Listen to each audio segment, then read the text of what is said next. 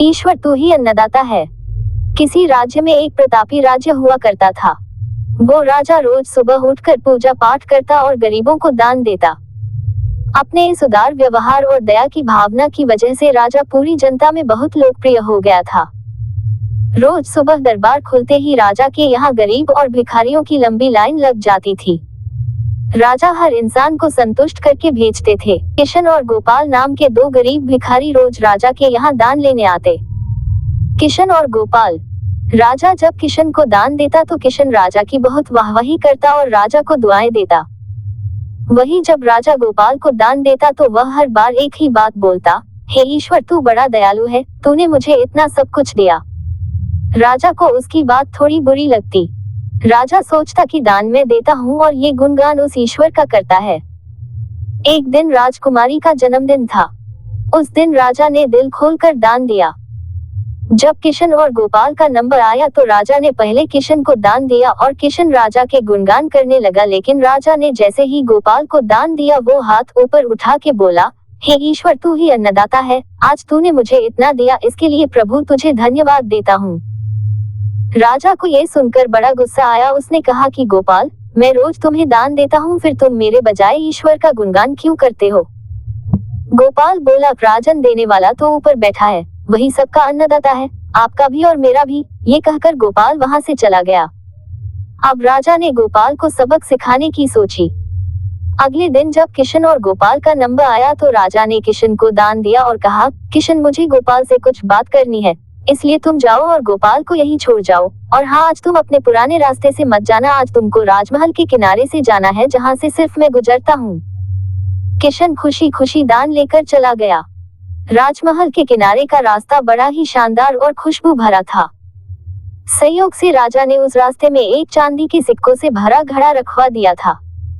लेकिन किशन आज अपनी मस्ती में मस्त था। वो सोच रहा था कि राजा की मुझ पर बड़ी कृपा हुई है जो मुझको अपने राजमहल के रास्ते से गुजारा। यहाँ से तो मैं अगर आंख बंद करके भी चलूं तो भी कोई परेशानी नहीं होगी।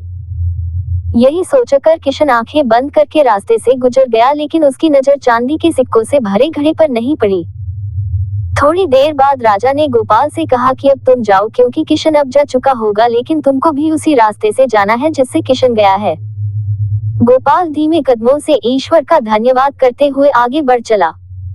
अभी थोड़ी दूर ही गया होगा कि उसकी नजर चांदी के सिक्कों से भरे घड़े पर पड़ी। गोपाल घड़ा पाकर बड़ा खुश हुआ। उसने कहा, ईश्वर तेरी मुझ पर बड़ी अनुकंपा है, तूने मुझे इतना धन दिया। और वो घड़ा लेकर घर चला गया। अगले दिन फिर से जब गोपाल और किशन का नंबर आया तो राजा को लगा कि किशन घड़ा ले जा चुका होगा, इसलिए उसने किशन से पूछा, क्यों किशन, कल का रास्ता कैसा रहा? राह में कुछ मिला या नहीं? किशन ने कहा, महाराज रास्ता इतना सुंदर था कि मैं तो आंखें बंद करके घर चला गया, लेकिन कुछ मिला तो नहीं। फिर राजा ने गोपाल से पूछा तो उसने बताया कि राजा कल मुझे चांदी के सिक्कों से भरा एक घड़ा मिला, ईश्वर ने मुझ पे बड़ी कृपा की। राजा किशन से बड़ा गुस्सा हुआ। उसने कहा कि आज मैं तुझे धन नहीं दूंगा बल्कि एक तरबूज दूंगा। किशन बेचारा परेशान तो था, लेकिन कहता भी तो क्या, चुपचाप तरबूज लेकर चल पड़ा। उधर राजा ने गोपाल को रोजाना की तरह कुछ धन दान में दिया। किशन ने सोचा कि इस तरबूज का मैं क्या करूंगा, और यही सोचकर वो अपना तरबूज एक फल वाले को बेच गया। अब जब गोपाल रास्ते से गुजारा उसने सोचा कि घर कुछ खाने को तो है नहीं, क्यों ना बच्चों के लिए एक तरबूज ले लिया जाए। तो गोपाल फल बेचने वाले से वही तरबूज खरीद लाया जिसे किशन बेच गया था। अब जैसे ही घर आकर गोपाल ने उस तरबूज को काटा तो देखा उसके अंदर सोने के सिक्के भरे हुए थे। गोपाल ये देखकर बड़ा प्रसन्न हुआ और ईश्वर का धन्यवाद देते हुए बोला, हे ईश्वर आज तूने मेरी गरीबी दूर कर दी, तू बड़ा दयालु है, सबका अन्नदाता है। अगले दिन जब राजा दान दे रहा था तो उसने देखा कि केवल अकेला किशन ही आया है, गोपाल नहीं आया। उसने किशन से पूछा तो किशन ने बताया कि कल भगवान की कृपा से गोपाल को एक तरबूज मिला जिसके अंदर सोने के सिक्के भरे हुए थे। वह गोपाल तो अब संपन्न इंसान हो चुका है। किशन की बात सुनकर राजा ने भी अपने हाथ आसमान की ओर उठाए और बोला, हे ईश्वर वाकई तू ही अन्नदाता है, मैं तो मात्र एक जरिया हूँ, तू ही सबका पालनहार है। राजा को अब सारी बात समझ आ चुकी थी।